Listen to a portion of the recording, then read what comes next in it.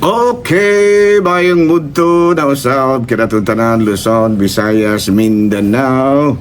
Mayong mudto Philippines, mayong mudto world, mayong mudto universe. Ada na punta mga higala nila atong tulumanon sa kahanginan si on a Catechesis on Air o ako lang gihapon kining inyong ubos nga alagad Reverendo Padre Edwin Academia Acab. Abi no adlaw na usab karon nga unsab darong adlaw ang higala Sabado. Sabado na rin mga higala pitsa 4 na ining bulan sa Hulyo. Uy, kabalo pa mo kung sarong adlaw ang higala. After 250 years, no, gisaulog na usab sa ato ang igsuon nga nasod ang United States of America ang ilahang Independence Day. Ayan, no, nakita diri sa ato supposed to be kung anong taron kanang Philippine-American Friendship Day na pero amot gisaulog po na to. Ato ko ba gisaulog amot po gisaulog pa man siguro na no kay kana mo pununta na ang atong Independence Day kanang July 4 gikan sa Amerika unya kay medyo naa na may Independence Day June 12 gihimo na lamang na siya nga Philippine-American Friendship Day. Yan, no? Nahala, no? May bunto na kanatong tanan mga higala. Nang ginaot kita nga aniya kitang tanan sa Kapiskay Panglawas. Sabi, no? Ato sang kumusta ako natong talahorong obispo, no? Bishop Polito B. Cortez, ang atong station manager si Father Rama Ata, ang ato apong mga igsuon nga mga kaparian, Lukok, Kabisayan, ug Mindanao, especially ang ato ang mga akong mga igsuong pari diri sa Diocese of Dumaguete. Congratulations dahil sa Archbishop Albert Oino nga nakadawat siya sa Pallium gikan usab sa talahurong Santo Papa. Ayan, no? Hala, no? May munto na kanatong tanan ang ginaot kita nga na kitang tanan sa Kapiskay Panglawas. Sabi, no? Ato dahil nga timbaya ang usab o gamayong munto ang akong mga kauban sa Commission on Migrants and Itinerant People, pinanguluhan sa ato ang coordinator, no? Si Sister Luz Estrelianes, no? No, nahala may munto ako sa Angel, no? Si Angel po usab ako ang staff, no? Ang atong staff diha sa Commission on Migrants and Itinerant People. Ug ako mga classmate, madahag kalimtan ako na ako mga magwapong mga classmates na si Padre Obing Masyon din sa karon din sa Dawin, si Padre Dami Hiramis nga karon diha sa may San Juan Siquijor o ingon man sa mga akong classmate diri sa may Quasay Parish sa kining Batingil. Ayan, no? Nala, no? May munto na kanatong tanan ang hinaot kita nga ana kitang tanan sa Kapiskay sa Panlawas. Sabi, no? Ari sa tamang higala sa ato nga Saint of the Day. Bueno ang atong Saint of the Day karon bisan way nangutana. Bisan way nangutana ang atong Saint of the Day karon mao si Saint Elizabeth of Portugal, no? Si Saint Elizabeth of Portugal siya karon ang atoa nga santa. Siya mao si Saint Elizabeth of Portugal. Pero kinsa man pud ni si Saint Elizabeth of Portugal, no? Kini si Saint Elizabeth of Portugal natawo ni atong tuig 1271 o hangtod 1336. Unya Reyna kini siya sa Portugal, of course, no? Unya remained devoted to her husband despite of his unfaithfulness, no? Sa ato pa nagpakabuutan nga asawa ra gyud gihapon kini si Santa Isabel sa Portugal bisan pa kung nahimong unfaithful ang iyahang bana, no? Murag naghimong bitaw nga maluibon murag nagmaluibon ang iyahang bana. And then acted as peacemaker between King Ferdinand of Aragon and his cousin James, no, who claimed the crown. So nakagubot man lagi ang tato, no?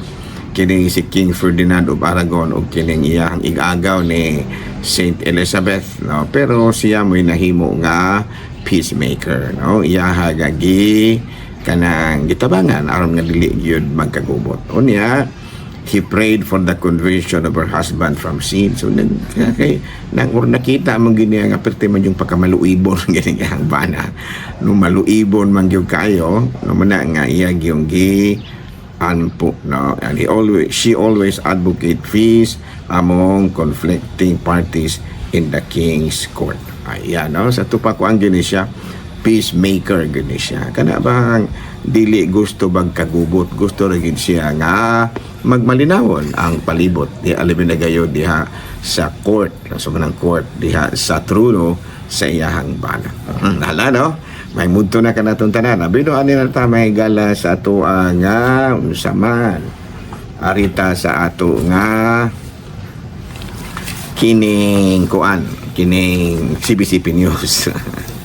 CBCP News. Bueno, ang atong CBCP News kan mahigala July 4 Saturday, si Bishop Rinaldo Evangelista of Imos urges prayer for Pope Leo XIV at the Pontiff Priestess calls for peace. Okay, kinigod si Pope Leo XIV nanguan gini siya nangugat gyud nangugat gyud nga magmalinawon yun ang kalibutan. Sige siya panawagan sa Russia o sa Ukraine, panawagan sa Israel o sa Lebanon, panawagan sa US o sa Iran. No? Nga mahimo ng malinawon ang natong kalibutan. No? Muna daw, muna karoy gihingusgan usab ni Pope Leo XIV. Unya, ang usa sa mga obispo diri, kining Bishop of Imos, nanawagan yun nga atong iampo si Pope Leo tungod lagi ni ini yang tahas karon nga gipasan nga magmalinawon ang kalibutan.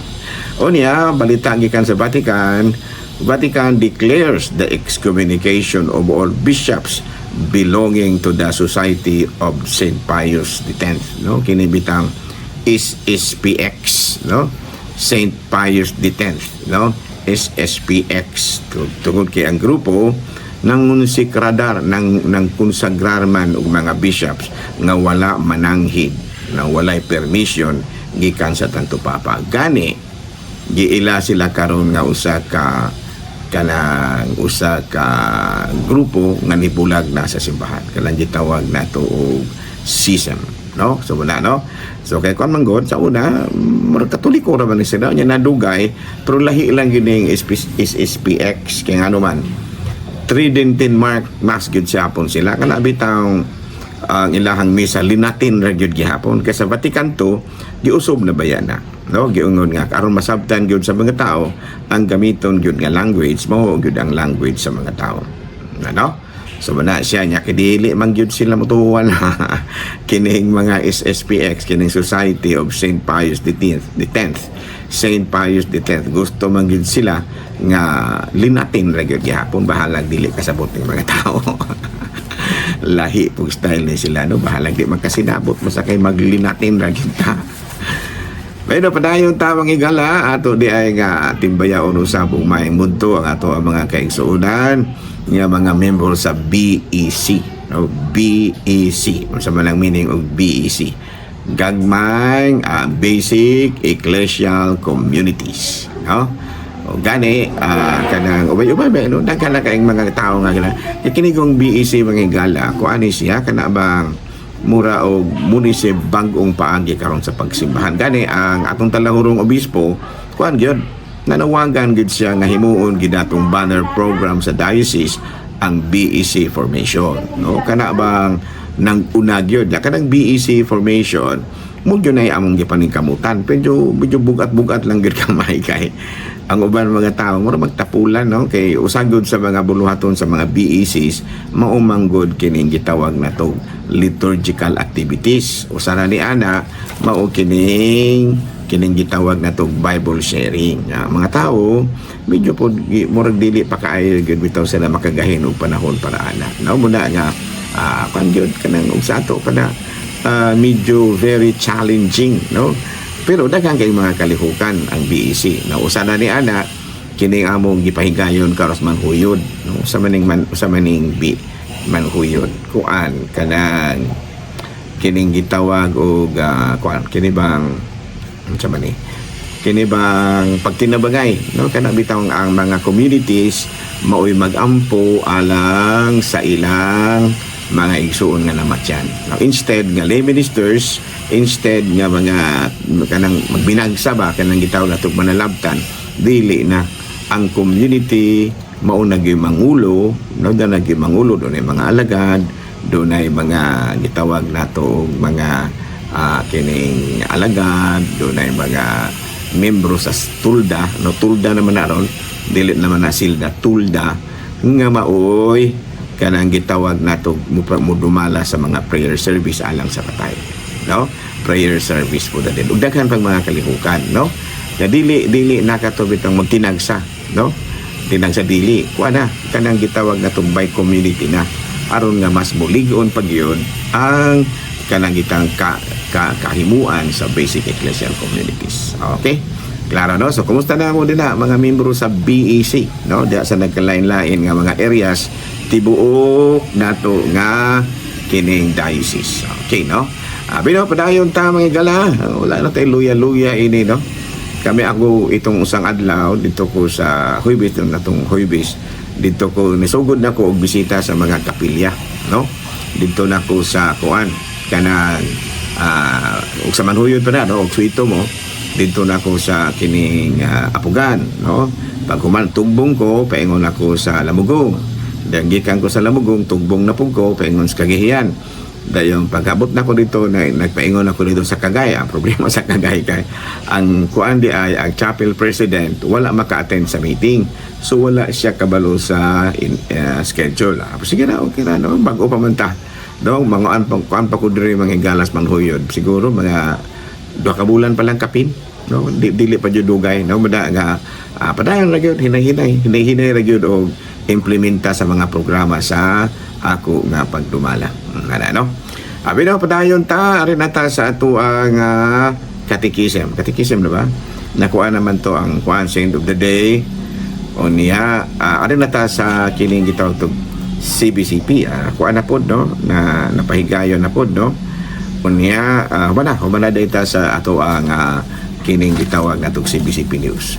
Okay, no, so padayon ta mga higala, kumusta na dayon ako ang mga kaigsuunan nga mga kaparian diha sa Sikihor, no, Monsignor Larry Katubig. Oy, kumusta naman kanyor, no, gigamanusab din ha sa may kining si Monsignor Ramon Duran, no, ada si Monsignor Ramon Duran niya na day Siaton niya na day sa Siaton si Monsignor Ramon Duran. Oh, kumusta naman kanyor?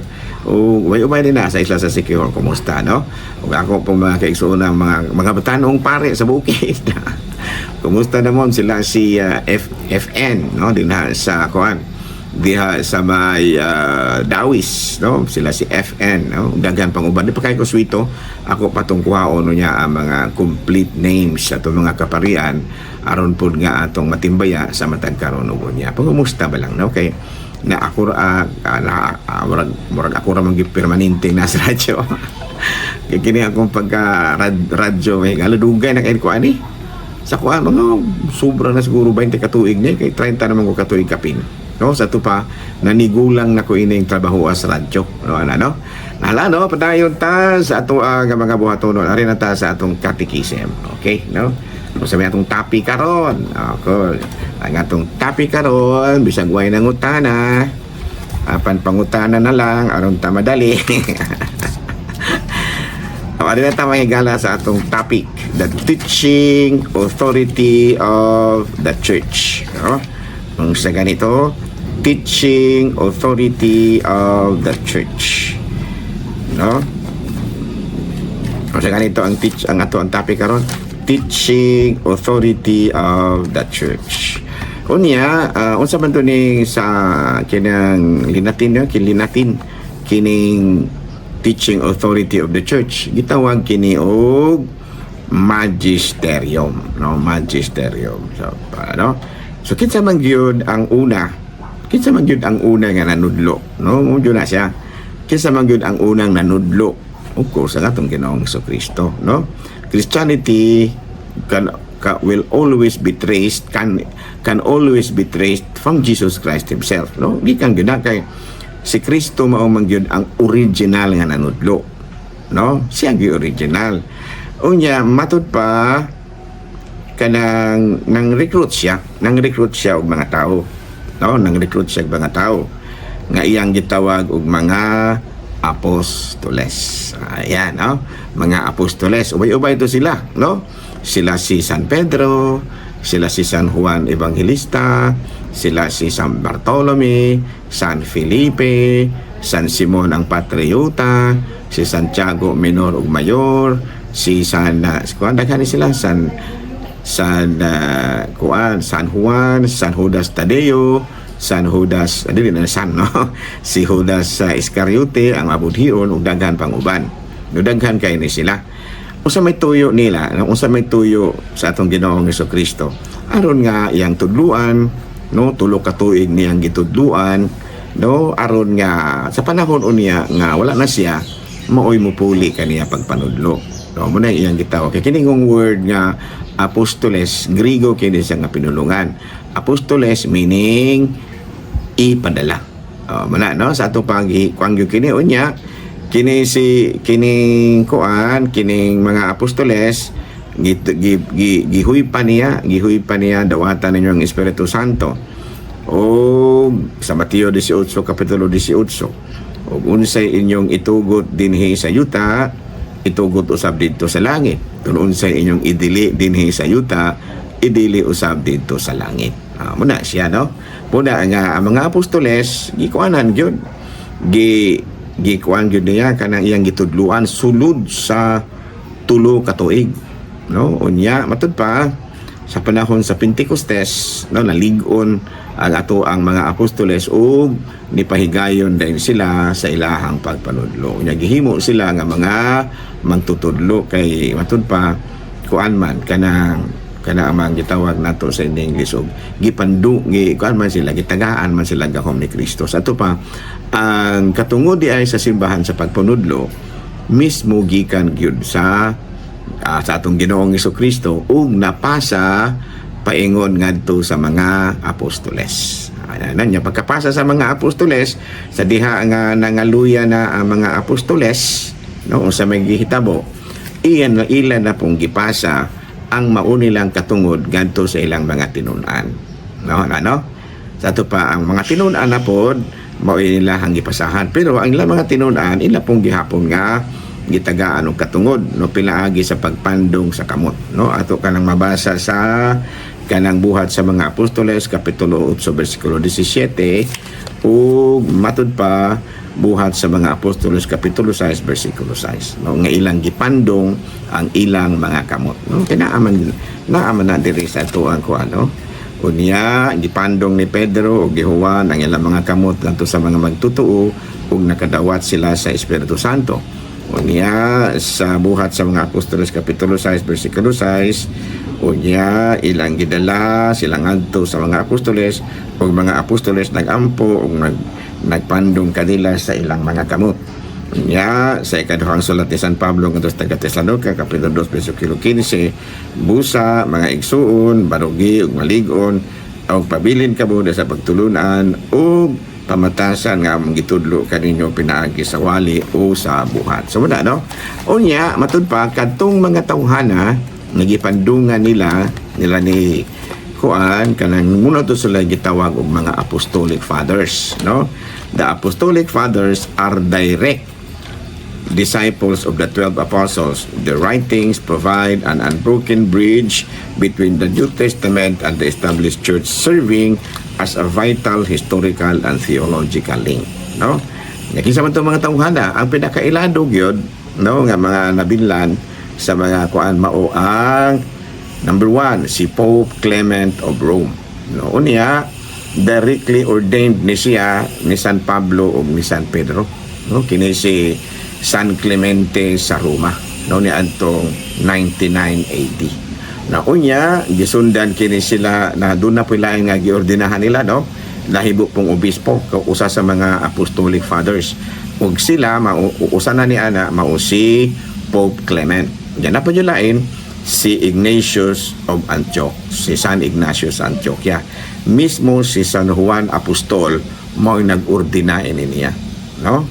Unya naila kini si San Ignacio sa Loyola sa iyahang laila kini siya nga siya maugyod ang pinakauna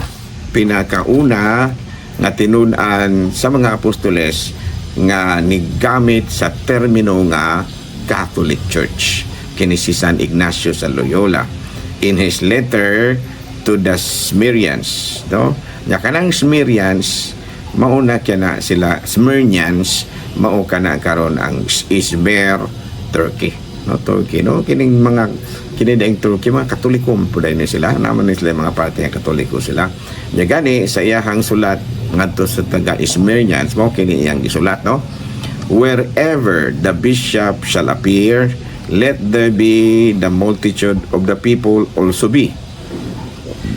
As wherever Jesus Christ is, there is the Catholic Church. No, ang primero yung nigamit ni ining word nga Catholic Church mao kining usa sa mga Apostolic Fathers. Kabalo mo kin sa tingalan itong Apostolic Father, siya mao si Polycarp of Smyrna. Ayan, no? Adili siya mao si San Ignacio sa Antioquia. Kasi ganito yung primero ni gamit og word nga kining Katoliko, ang obispo nga mao si San Ignacio sa Antioquia. Abi no? Balik-balikan na to ni ha, sunod adlaw. Karong Lunes atong balikan og hisgot kining mao nga kasaysayan. No, inang makabalo pud ta gamay nga mga gitawag nato sa in English og church history. Kay kang usa ko na ginaingon sa church ang Simbahan Katoliko matrace back gyud nato ngadto kang Kristo pinaagi sa kasaysayan. We can always trace the Catholic Church to Jesus Christ himself as shown in history. Okay? Okay na? Naala na. Salamat ha. Kita na ita. Okay. Naman mo di ako luwala ko kita ninyo. Pero kamo nakakita mo na ako. Sa dagoy akong hitsura diha sa inyo ha. Unsa dagoy akong hitsura diha sa inyong television set. Pero dili jud makaya nga mutanaw sa akong hitsura. Piyong nga na yung mata akong tingog rin paminawa. No, salamat kayo, no? Dahil ay mong katagam sunod na pod nga semana sa maugya pong istasyon DYWC o sa maugya pong nga channel DYWC Teleradio. Salamat to, pasalamatan natong talahorong obispo sa ngalan itong atong manager sa ngalan pod sa ako kanang kauban, no? Ini nga atong kauban sa buhat si Sister kining si Sister Umbak, no? Nalimot man noon ko. O gingawa no sab si Camille ang ako matud pa technical side, no? Ang tig-edit o gingawa no sab si Mac. Okay, no? Daghang salamat ug mayong mudto Pilipinas.